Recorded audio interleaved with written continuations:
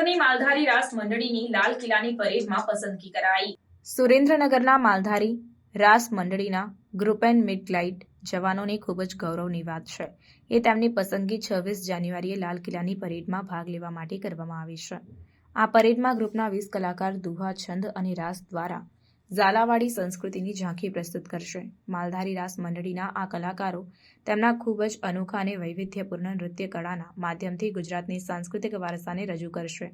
દુહા અને છંદના ગીતો અને સંગીત સાથે રાસના તાલ અને નૃત્ય દ્વારા જુદા જુદા પિનના કલાકારો પરેડમાં ઝાલાવાડની પરંપરા અને લોક સંસ્કૃતિનું પ્રદર્શન કરશે। આ પ્રદર્શન દ્વારા તેઓ રાષ્ટ્રીય સ્તરે તેમની કળાને અને સાંસ્કૃતિક પ્રતિભાને મંચ મળશે। લાલ કિલ્લાની પરેડમાં દેશના વિવિધ ભાગોથી અનેક પ્રતિભાશાળી કલાકારો ભાગ લઈ રહ્યા છે અને તેમનામાં સુરેન્દ્રનગરમાં માલધારી રાસ મંડળીના પ્રવેશે ગુજરાતનું ગૌરવ વધાર્યું। આ સમારંભ દેશભરના એકતા, સાંસ્કૃતિક વિવિધતા અને લોકવારસાને ઉજાગર કરવાનો ઉદ્દેશ છે।